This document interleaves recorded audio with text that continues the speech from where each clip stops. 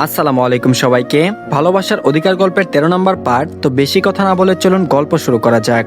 তোর আদরের ভাইপো মেয়রের ছেলের হাত ভেঙে তাকে হসপিটালে এডমিট করে দিয়ে এসেছে নিজ দায়িত্বে। কমিশনার সাহেবের কাছে কথা তুলেছেন মেয়র সাহেব, তিনি আসবেন বাড়িতে। এবার বলে দিচ্ছি একে আমি বাঁচাতে পারবো না, যা খুশি হোক নিয়ে ধরে যাক পুলিশ। নিখিল উঠে দাঁড়িয়ে বলল, আসতে দাও কমিশনারকে, তিনি না আসলে আমিই যেতাম। খাবার টেবিলে সব ভাই বোনরা হা করে শুনছে। বৃষ্টি ফিসফিস করে বলল, ভাইয়া তো দেখছি একদম ফাটিয়ে দিয়েছে রে বন্ধু। নেহা গোতা মারলো বৃষ্টিকে। নিখিলের সরু দৃষ্টি নেহার উপর। নেহা দাঁত বের করে কোনো রকম পানির গ্লাস হাতে তুলে নিল। এই ছেলের দিকে এখন ভুলেও তাকানো যাবে না। আওয়াজ শুনে ছুটে এসেছে গৃহিণীরা। মাহফুজ চৌধুরী কৌতূহল হয়ে জিজ্ঞেস করলেন, এমনটা কেন করেছে নিখিল? নিখিল বলল, আমার বউয়ের হাত ধরেছিল রাস্কেলটা, ওকে যে জানে মেরে দেয়নি এটা ওর ভাগ্য। নিখিলের কথা শেষ হওয়ার আগে মুখে পানি নিয়ে কেসে উঠল নেহা। বেচারির চোখ উল্টে আসার উপক্রম। হামিদা বেগম এগিয়ে এসে পিঠে হাত বোলালেন, তার ব্যস্ত কণ্ঠ। তারপর বলল, সাবধানে খাবি তো। নেহা একবার তাকালো নিখিলের দিকে। ওর কাশির চোটে চোখ দিয়ে পানি চলে এসেছে, নাক মুখ লাল হয়ে গেছে। নিখিল নেহার দিকে তাকিয়ে ঠোঁট বাঁকিয়ে হাসলো। নেহা চোখ নামিয়ে ফেললো। আজকের মতো আর ওরকম পরিবেশ নেই। নিজেদের প্ল্যান স্থগিত করেছে ওরা। নিখিল হনহন করে চলে গেল না খেয়ে। হামিদা বেগম ডাকলেন কিন্তু শুনলো না। বাকিরা টেবিলে বসলো এসে। ওরা কোনো রকম খেয়ে ভাগলো। জেরিন সাব্বির ভার্সিটিতে চলে গেল। বড় আবুর রাগ শান্ত হলে কাল সকালে আবার নিজেদের কাজ করবে তারা। আর এদিকে বেশ অলস সময় কাটছে নেহা আর বৃষ্টির। দুজন মিলে কথা বলছে ছাদের একপাশে দাঁড়িয়ে। ভেবেছে একটু বের হবে বাইরে হাঁটার জন্য। আজ আবহাওয়া ভীষণ ভালো, ফুরফুরে বাতাস ছড়িয়েছে। ছাদের একপাশে ফুলের গাছ লাগানো, গোলাপ গন্ধরাজের গ্রান মিশে এক মিষ্টি সুবাস ছড়িয়েছে। চোখ বন্ধ করে শ্বাস টানলো নেহা। ফুরফুরে মেজাজ তার খুব জানতে ইচ্ছে করছে নিখিল আজ সারাদিন খেয়েছে কিনা। সকাল সকাল তো ভাব নিয়ে বেরিয়েছে এই ছেলে। বিকেল 3টা বাজতে চললো। বৃষ্টির ফোন বেজে উঠলো শব্দ করে। মিহির নামটা জলজল করে উঠলো স্ক্রিনে। বৃষ্টির মুখ জুড়ে হাসি, যা মুগ্ধ নয়নে দেখলো নেহা। দোয়া করে ফেললো ফটাফট যাতে সারা জীবন এভাবে হাসি খুশি থাকে মেয়েটা। মিহির ভাই সত্যিই অমায়িক মানুষ। হঠাৎ নেহার মন খারাপ হলো। নিখিল ভাই কেন তাকে একবার ফোন করে না? কাজের ফাঁকে জানতে চায় না সে কি করছে? সারাদিন কি মানুষটা তার কথা একবারও মনে পড়ে না? এত কাজ করা লাগবে কেন তার? বিষণ্ণ মনে তাকালো লম্বা ডালপালা ছড়িয়ে দেওয়া গাছটার দিকে। ফোন হাতে তুলে নিল, কিন্তু ফোন দেওয়া হয়ে ওঠে না আর কোথাও। যেন একটা অদৃশ্য দেয়াল রয়ে গেছে তাদের মাঝে। বৃষ্টি এসে হঠাৎ নেহার হাতে ফোন গুজে দিয়ে বলল, কথা বল। নেহা ভ্রুকুচকে বলল, মিহির ভাইয়ের সাথে আমি কি কথা বলবো? বৃষ্টি ফোন ধরিয়ে দিয়ে ততক্ষণে চলে গেছে। নেহা বোকার মতো তাকিয়ে থেকে ফোন কানে ধরলো। নেহা কিছু বলার আগে ওপাশ থেকে গম্ভীর পুরুষালী কণ্ঠটি ভেসে আসলো। তারপর বলল, ফোনটা কানে নিতে এত সময় লাগে তোর? নেহা চমকে উঠলো। মিহির ভাইয়ের বদলে নিখিল ভাই কেন ফোন করেছে তাকে? নিখিল বলল, কথা বলবি না নাকি? নেহা বলল, কি কথা বলবো? নেহার কথা শুনে হাসলো নিখিল। সত্যি মেয়েটা আস্ত বোকা, শুধু মুখেই ফটফট করে। নিখিল চেয়ারে গায়ে লিয়ে চোখ বন্ধ করে বলল, যা খুশি। নেহা বলল, আপনি খেয়েছেন তো নিখিল ভাই? নিখিল বলল, তা জেনে তুই কি করবি? আমার খাওয়া না খাওয়া তোর কি আসে যায়? নেহার রাগ লাগলো, ফোন দিয়েও এগুলো কেমন কথা? সব কথার উত্তর দিতে গিয়ে পেঁচানো লাগবে কেন এত? নেহা বলল, কিছু না। ফোন দিয়েছেন কেন আপনি আমাকে? আমার প্রতি হঠাৎ এত দরদ উতলে উঠলো কেন? ফোন দিয়েছেন তো মনে হয় ভুল করে। মিহির ভাই আপনাকে জোর করে মোবাইল হাতে ধরিয়ে দিয়েছে, না হয়তো জীবনেও ফোন করতেন না আমাকে। নেহা ফট করে কলকটি দিয়ে হনহন করে নিচে চলে গেল। বিড়বিড় করে বলল, অসহ্য লোক। নেহা বৃষ্টির হাতে ফোন ধরিয়ে দিয়ে বলল, তাড়াতাড়ি রেডি হ, শাড়ি পরবি বুঝলি, আজকে মন ইচ্ছে মতো ঘুরবো রিক্সায় করে। তোর ভাই দিয়েছে মেজাজটা বিগড়ে, আর কোনোদিন যদি এরকম হয়ে ফোন আমাকে দিতে আসিস তো বেশি ভালো হবে না বলে দিলাম। বেচারি বৃষ্টি হা হয়ে কথাগুলো শুনে নিল। কি থেকে কি হলো। আর এদিকে মিহির নিখিলকে 2-4টা ঘুষি দিয়েছে ইতিমধ্যে। এই শালাকে দিয়ে জীবনে প্রেম হবে না, একটু রসকস নেই। কি বললো মেয়েটাকে? তুই জেনে কি করবি? তা না, সুন্দর করে বলতো খেয়েছি, তুমি খেয়েছো। কপাল করে এমন বন্ধু জুটিয়েছে। নেহার জন্য 10 বস্তা আফসোস ছেড়ে রুম থেকে বেরোলো সে। নিখিল ভাবলেশীন ভাবে কাজে মন দিল। বৃষ্টি রেডি হয়ে এসে দাঁড়ালো নেহার রুমের সামনে। নেহা বড় হওয়ার পর শাড়ি পরেছে কিনা সন্দেহ, তবে মেয়েটার ভীষণ পছন্দ। শাড়ি কিনে রেখেছে, না হয় বড়রা কেউ না কেউ শাড়ি গিফট করেছে। আলমারির বড় অংশ জুড়ে শাড়ি আর শাড়ি। বিয়ের দিন শাড়ি পরিয়েছিল ওকে ধরে বেঁধে ছোট মা, নিজেও পারে টুকটাক। বৃষ্টি দরজা ঠেলে ঢুকলো ভিতরে। নেহা শাড়ির কুচি ধরে রেখেছে ঠিক করতে ব্যস্ত। বৃষ্টি নিচে ঝুঁকে পড়ে বসলো, কুচিতে হাত রেখে বলল, দে আমি করে দিচ্ছি। শাড়ি পরতে গিয়ে মেয়েটা পুরো ঘেমে গেছে, নাকের ডগায় বিন্দু বিন্দু ঘাম জমেছে। নেহা সাজ বলতে শুধু হালকা রঙের একটা লিপস্টিক দিয়েছে আর একটু আইলাইনার। কাজল পরতে গিয়ে কেটে কেটে ভাসিয়ে দেয়, তাই আর পরার ইচ্ছে জাগেনি, বাদ দিয়েছে পুরোপুরি। চুলগুলো খোপা করে নিল ভালো করে। গোলাপি পাড়ের আকাশি রঙের শাড়ি। বৃষ্টি উঠে দাঁড়িয়ে প্রথমে মাশাআল্লাহ বলে নিয়েছে, পরে শাড়ির দিকে তাকিয়ে বলল, কিরে এই শাড়ি কবে পেলি? আমাকে দেখালি না তো, ভাইয়া দিয়েছে নাকি? নেহা যেন আকাশ থেকে পড়লো, বিদ্রুপের সহিত বলল, ছি ছি, বৃষ্টি নিজের ভাইকে তুই চিনতে কিভাবে ভুল করলি বোন? এই বেটা দিব শাড়ি আর মানুষ পেলি না? যদি কোনোদিন দেয় তো মনে করবি ওই দিন পৃথিবীর কোনো এক দিক দিয়ে ধসে পড়ে গেছে। বড় হবে আবার জন্মদিনে গিফট দিয়েছিল আমায়, পড়াশোনার চক্করে তো গিফটই খোলা হয়নি। তোর ভাইয়ের এত টাকা দিয়ে কি করে বলতো? কিপটা বেটা সবাই জন্মদিনে গিফট দিল, আর এ কোনোদিন আমাকে লজেন্সও দিল না। হতাশ, আমি খুবই হতাশ। এই জামাই নিয়ে ভবিষ্যতে আমার কি হবে? মিহির ভাই তোকে প্রেমিক হয়ে কত কিছু গিফট দিল, আর এরে দেখ, আগে তো দূর, বিয়ের পরও দিল না, আবার নাকি ভালোবাসে। তোর ভালোবাসার খেতায় আগুন বদলুক। বৃষ্টি শুনলো, কি বলবে এখন, তার ভাইয়াটা আসলেই কেমন জানি, সবাইকে এত কিছু দেয় কিন্তু নেহার বেলায় ঘন্টা, বোন হিসেবেও তো দিতে পারতো। তপ্ত শ্বাস ছাড়লো নেহার, হাত টেনে রুম থেকে বের হলো। দুজন মিলে বিদায় নিয়ে রিক্সায় উঠলো। ফুরফুরের বাতাসে মন ভালো হয়ে গেল ওদের। সাড়ে বিকাল ঘুরবে আজ, পাশাপাশি হাঁটছে দুজন। রাস্তার পাশে দাঁড়িয়ে চা নিল 2 কাপ। ফুটপাতের উপর অনায়াসে বসে পড়ল নেহা। রাস্তার উপর পা গলিয়ে দিয়ে চোখ বুজে চাকে অনুভব করলো যেন বৃষ্টি একপাশে দাঁড়িয়ে খাচ্ছে। পরিবেশটা সত্যিই মুগ্ধকর। রাস্তায় গাড়ি চলছে কিছুক্ষণ পর পর। ব্যস্ত শহরে আজ কোলাহল কিছুটা কম। বৃষ্টি কিছুটা এগিয়ে গিয়ে দাঁড়ালো বাহারি ফুলের দোকানটায়। 2টা বেলি গাছরা কিনে নিল, সাথে কয়েকটা গোলাপ। সাদা গোলাপের মিশ্রণে ফুটন্ত গোলাপগুলো জলমল করছে। নেহা খোলা আকাশের দিকে তাকিয়ে থাকতে ব্যস্ত। টানা টানা আঁখি যুগলে মুগ্ধতা। মন আজ অতিশয় ভালো। এত এত বিষাদ মানুষের জীবনে, তবুও এই ছোট মুহূর্তগুলো যেন থমকে দেয় সবকিছু। কখনো কখনো সবকিছুর ঊর্ধ্বে গিয়ে নিজেকে সময় দেওয়া উচিত। নিজেকে নিয়ে আমরা ভাবতেই ভুলে যাই। নিজেকে ভালোবাসা মানে স্বার্থপরতা নয়, সবাইকে ভালো রাখতে নিজেকে ভালো রাখাটা জরুরি। নেহার ঘুর কাটলো বৃষ্টির কণ্ঠে। বৃষ্টি বলল, আমার ভাই দেয়নি তাই আমি দিলাম।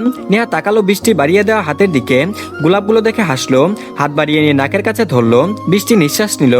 গোলাপের সবটুকু সুঘ্রাণ যেন শুষে নিল নিজের ভিতর। বৃষ্টি নেহার খোপায় গাছরা গুজে দিতে দিতে বলল, 3 মাস বিবাহিত জীবনের শুভেচ্ছা ভাবি। নেহা জোরে জোরে হেসে ফেললো এবার। তারপর বলল, 3 মাস ধরে সিঙ্গেল লাইফ বিদায় নিয়েছে আমার জীবন থেকে, কিন্তু মনে হচ্ছে আমি আজীবনই সিঙ্গেল থাকবো। তোর ভাই যা মানুষ, এরকম জামাই থাকলে সব মেয়েরাই সারা জীবন বিবাহিত সিঙ্গেল থাকবে। সন্ধ্যা গড়াতেই দুজন বাড়ির উদ্দেশ্যে রওনা দিল। জেরিন আর সাব্বির ভাই জানতে পারলে ওদের দুটোকে পচানলায় ডুবিয়ে দিবে। ওদেরকে রেখে একা একা ঘুরতে আসাই। বাড়ির কাছে এসে ফুচকা খাওয়ার বাহানা ধরলো বৃষ্টি। খাওয়া নামলো ওর সাথে। এই গলির পাড়ের গলিতেই ওদের বাসা। আজান পড়েছে ইতিমধ্যে। নেহা ঝাল খেতে পারে না, তবুও বৃষ্টিকে সঙ্গ দিতে 1 প্লেট নিল। দোকানিকে কম ঝাল দিতে বললেও নেহার মনে হলো এখানেই কোটার সব ঝাল দিয়ে দিয়েছে। বৃষ্টির টকের দিকে তাকিয়ে নাক কোচকালো নেহা। টকটকে লাল হয়ে আছে মরিচের গুঁড়াতে। নেহা একপাশে দাঁড়িয়ে খেতে লাগলো। অনেক কষ্টে 4টা ফুচকা খেয়েছে। বাকিটা প্লেট সহ রেখে মুখে হা করে বসে বাতাস করছে। না পাচ্ছে পানি আর না আছে মিষ্টি জাতীয় কিছু। কান দিয়ে ধোয়া বেরোচ্ছে নেহার। বৃষ্টি নিজে খাওয়া শেষ করে আসলো নেহার কাছে। নেহা বুঝলো সে ঠিক আছে, কিন্তু ফর্সা মুখশ্রী ইতিমধ্যে টমেটো হয়ে গেছে। নেহার ফোন বেজে উঠলো হঠাৎ। নাম্বার দেখার সময় নেই যেন তার। কাছের বাসায় গিয়ে পানি খেতে পারলে বাঁচা এখন। নেহা ফোন কানে ধরলো। অপাশ থেকে নিখিলের রাগে কণ্ঠ ভেসে আসলো। নিখিল বলল, কোথায় তুই? নেহার মুখ দিয়ে বেরিয়ে আসলো, ঝাল। নিখিল দ্বিগুণ চেঁচিয়ে বলল, তুই কোথায় ইডিয়েট? নেহা ফোন বৃষ্টির দিকে বাড়িয়ে দিল। কথা বলার মতো পরিস্থিতি তার নেই। বৃষ্টি ফোনের স্ক্রিনে খারস নাম লেখা দেখে ভয়ে জমে গেল। রাত হয়ে গেছে, দুজন বাসায় যায়নি, নিশ্চিত খবর পেয়ে গেছে। বৃষ্টি কাপা কণ্ঠে বলল, ভাইয়া। নিখিল বলল, তোরা দুজন কোথায়? রাত হয়েছে খেয়াল নেই? কুড়া বের করবো 2টার আমি। নেহার কি হয়েছে কথা বলতে গিয়ে ঝাল বলল কেন? বৃষ্টি ঢুক গিলল। একসাথে এত প্রশ্ন? বৃষ্টি বলল, বাসার কাছে ভাইয়া, 1 মিনিট লাগবে। আর নেহা ফুচকা খেয়েছিল, এখন ঝাল লেগেছে। নিখিল নীরব ধমক দিল যেন বৃষ্টিকে। বৃষ্টি নেহার হাতে ফোন ধরিয়ে দিল। নেহার কাঁদো কাঁদো ফেস, বেচারি মোটেও কথা বলতে চায় না এখন। নিখিল বলল, আজকে বাসায় আসি আমি, তোকে এত ফুচকা খাওয়াবো সারা জীবনের মতো শখ ঘুচে যাবে তোর। দেখবো কত খেতে পারিস। বাড়িতে একেবারে হুড়মুড় করে ঢুকলো নেহা। শাড়ির কুচি ধরে লাগিয়েছে একদূর। ফ্রিজ থেকে ঠান্ডা পানির বোতলটা নিয়ে ঢকঢক করে পানি খেতে লাগলো। কিছুটা হয়তো স্বস্তি পেয়েছে ওর মুখ। পানি খাওয়ার সময় শাড়ি ভিজে অবস্থা খারাপ, সেদিকেও খেয়াল নেই তার। ফ্রিজ খুলে ভাগ্যক্রমে আইসক্রিম পেয়ে গেল। ওদিকে তাহমিদা বেগম বকে চলেছে এক নাগারে। এসব কানেও তুলছে না নেহা। হামিদা বেগম এসে যোগ দিয়েছে সাথে। ছেলের বউদের উচ্চ বাক্য শুনে বেরিয়ে আসলেন সেতারা বেগম। বউদের কড়া করে বললেন, আহা তোমরা বকছো কেন এভাবে? ঘুরতে গেলে একটু দেরি হতেই পারে, এখন ঘুরবে না তো কখন ঘুরবে? যা তো বৃষ্টি ঘরে যা, এদের কথায় কান্দিস না। হামিদা বলে উঠল, আম্মা আপনি এই বদ্যুটাকে লাই দিবেন না একদম, মাথায় চড়েছে দিন দিন। রাস্তায় কত বিপদ আপদ ঘুরে বেড়ায় বলুন তো। সেতারা বেগম উল্টো বউদের বুঝালেন। সেতারা বেগমের মাঝে অনেক পরিবর্তন হয়েছে। নাতি নাতনিদের সাথে যথাসম্ভব বন্ধুর মতো মিশার চেষ্টা করেন। একজন প্রিয় দাদি হওয়ার লক্ষ্য তার, সে পথেই হাঁটছেন। বাকিটা তো নাতি নাতনিরাই বলবে। তবে এবার আর কোনো ভুল করতে চাই না। মানুষ মাত্রই ভুল, তবে সে ভুল থেকে শিক্ষা নেওয়াটা অধিক জরুরি, যেটা সেতারা বেগম করতে পেরেছেন। আর এদিকে বাসায় ফিরেছে নিখিল, হাত ভর্তি পলিথিন মোড়ানো ফুচকা। জেরিন সাব্বির নামলো সিঁড়ি। নেহার বৃষ্টিকে আচ্ছা মতো বকার ইচ্ছে থাকলেও হয়ে ওঠেনি তাদের। নেহা তো এসে বিছানায় ধপ করে শুয়ে ঘুমিয়ে পড়েছে। মেয়েটার অবস্থা সত্যিই শোচনীয়। নাক মুখ লাল হয়ে আছে এখনো, তাই বেশি ঘাটেনি ওরা। পরেও কথা বলা যাবে ভেবে চুপ রইল। নিখিল পলিথিন জেরিনের হাতে গুজে দিয়ে বলল, সাহসী 2 বীর নারী কোথায়? রাতের বেলা ঘোরার মতো সাহস হয়েছে দুজনের। আজ যদি মেরে সিধে না করেছি তো দেখিস। ফুচকা খাওয়া হচ্ছিল এদের, ডেকে নিয়ে আয় যা, সামনে বসিয়ে খাওয়াবো। জেরিন মিনমিন কণ্ঠে বলল, নেহা তো ঘুমাচ্ছে ভাইয়া। নিখিল ভ্রু বাঁকিয়ে বলল, রাত 8:30টার সময় কোন মানুষ ঘুমায়? ভং ধরেছে, চিনিস না তো এটাকে? হারে হারে বদবুদ্ধিতে ভরা। তোকে ডাকতে হবে না, আমি নিজেই যাচ্ছি। সাব্বির জেরিন একে অপরের সাথে ফুসুর ফুসুর করলো নেহাকে নিয়ে। আজকে যে ওকে কি করবে ভাইয়া? নিখিল নেহার রুমের সামনে গিয়ে ওকে বার কয়েক ডাকলো। দরজা খোলা, বাতি নিভানো, পুরো রুম জুড়ে অন্ধকার। তাহলে কি সত্যিই ঘুমাচ্ছে নেহা? নিখিল রুমের ভিতর গিয়ে লাইটের সুইচ অন করতেই বড়সড় একটা বিষম খেলো। নেহার পুরো এলোমেলো অবস্থা, উপর হয়ে ঘুমাচ্ছে, শাড়ির ভাঁজে উন্মুক্ত পিঠ, কোমর, কোপা করে চুলের অর্ধেক ছড়িয়ে পড়েছে মুখে ঘাড়ে। নিখিল পরপর চোখের পলক ফেললো। রুম জুড়ে ঠান্ডা বাতাস, তবুও তার গরম লাগছে। ঘামতে শুরু করেছে ইতিমধ্যে। শার্টের 2-3টা বোতাম খুলে নিল, সরিয়ে নিল নেহার উপর থেকে। নেহাকে শাস্তি দিতে এসে নিখিল নিজেই ফেসে গেছে। মেয়েটা ওকে পাগল বানাতে উঠে পড়ে লেগেছে। নিখিল উল্টো দিকে করে নেহার নাম ধরে ডাকলো আবার। নেহার ঘুম কিছুটা পাতলা হলো, তবুও চোখ খুললো না। নিখিল আবারও বলল, তুই কি উঠবি না নাকি? টেনে তুলতে হবে তোকে। নেহার ঘুম জড়ানো কণ্ঠ। নেহা বলল, আমি কার মাথায় বাড়ি দিয়েছি? আমার ঘুম দেখে কারো সহ্য হচ্ছে না কেন? ঘুমাবো এখন আমি, আবার ডাকলে চুল টেনে ছিঁড়ে ফেলবো বলে দিলাম। নিখিল আবার নিজে গিয়ে নেহার হাত টেনে তাকে বসালো। নেহার চোখ খুলে নিখিলকে দেখে হা হয়ে তাকিয়ে আছে। ঘুমটুম সব হাওয়া হয়ে গেছে মুহূর্তেই। ব্রেনে কিছুক্ষণ আগের সব ঘটনা জমা হতে লাগলো একসাথে।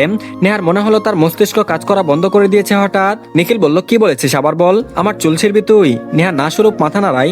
নিখিল নেহার দিকে একবার সরু চোখে তাকায়। এই বুকার হদ্দটার নিজের প্রতি কোনো খেয়ালই নেই। যে জিনিস সামলাতে পারে না ওটা পড়তে যায় কেন? নেহা হাত উঁচিয়ে চুল বাঁধতে লাগলো। নিখিল আবার কিছুটা জুড়েই বলল, এই আগে নিজেকে ঠিক কর তুই, না হয় কিন্তু আমি নিজেকে ঠিক রাখতে পারবো না। নেহা, পরে আমার দোষ দিতে পারবি না বলে রাখছি। নেহা বিরক্তিতে চোখ মুখ কুচকালো, বিরক্তি নিয়ে বলল, কি সমস্যা আপনার নিখিল ভাই? আমি তো ঠিক হয়ে আছি। আপনি আমার এত সুন্দর ঘুমটা কেন ভাঙালেন? এবার বলুন, পরে এখান থেকে বিদায় হন, আমি আবার ঘুমাবো। নিখিল বলল, তুই ঠিক আছিস শিওর? নেহা বলল, হ্যাঁ। নিখিল শার্টের হাতা গোটাতে মন দিল, সেদিকে তাকিয়ে বলল, আমি এখন যা করব তার জন্য আমি অনুতপ্ত নই। যদি এটা না করতাম তো আফসোস থাকতো। আফটার অল এত সুন্দর বউ আমার, আর সৌন্দর্যের শোভাবর্ধন করা আমার মৌলিক অধিকার। আমি মহান কোনো পুরুষ না। নিজের বউয়ের এমন আবেদনময়ী রূপ দেখে হুঁশে থাকবো। তবে নেহা, একটা ছোট্ট ছড়ি তোকে আমি বলে নিচ্ছি। নেহা শুধু শুনে যাচ্ছে, কি সব বলছে এই লোক? নিখিল নেহার পুরো কাছে আসার আগে ওর যেন হুঁশ ফিরল। নিজের দিকে তাকিয়ে লজ্জায় মাথা কাটা গেল ওর। নিখিল এগিয়ে আসতে পেছন করে বসে পড়লো। টেনে টুনে যতটুকু পেরেছে শাড়ি ঠিক করে ফেলেছে। ঘুমানোর আগে সেফটিফিন গুলা খুলে পড়েছিল, যার ফলে এখনো ভুগ করতে হচ্ছে। নেহার লজ্জা দ্বিগুণ হলো। লজ্জাবতী পাতার নেই একেবারে নুইয়ে ফেলেছে মাথা। এই ভয়ঙ্কর লজ্জায় পড়তে হবে জানলে সত্যিই শাড়ি পরতো না। নিখিল থামবার পাত্র নয়। মনে হলো নিখিল পুরো ঘোরের মধ্যে আছে। নেহার দিকে এগিয়ে এসেছে পুরোপুরি। নেহা এবার উঠে সরে পড়লো। দরজা দিয়ে বের হয়ে যেতে হবে, না হয় নিখিল আজ যা খুশি একটা করে ফেলতে পারে। নেহা দৌড় দেওয়ার আগে নিখিল ধাপ করে দরজা লক করে ফেললো। নিখিল দুহাত গুজে দাঁড়িয়ে পড়ে দরজার সামনে। নেহা আবার নাক ফুলিয়ে বলল, দেখুন নিখিল ভাই। নিখিলের সোজা সাপটা জবাব, আজ অনেক কিছুই তো দেখিয়েছিস, আর কি কি দেখাতে যাচ্ছিস? দেখা, আমি অপেক্ষা করছি। কোনো তাড়া নেই আজ, যত সময় ইচ্ছে নিতে পারিস। হ্যাঁ বলল, ছি ছি নিখিল ভাই, আপনি। নিখিল ঠান্ডা স্বরে এক ধমক দিল নেহাকে, তারপর বলল, কে তোর ভাই? অনলি কলমি নিখিল, চাইলে জান প্রাণ কলিজা যা খুশি ডাকতে পারিস। তো ধন্যবাদ সবাইকে, এই পার্টটি এই পর্যন্তই। আশা করছি ভালো লেগেছে। তো পরবর্তী পার্ট খুব তাড়াতাড়ি পেয়ে যাবেন। তার আগে সবাই প্লিজ চ্যানেলটিকে সাবস্ক্রাইব করে রাখুন, আর ভিডিওতে অবশ্যই লাইক দিন। তো ভালো থাকবেন সবাই, আল্লাহ হাফেজ।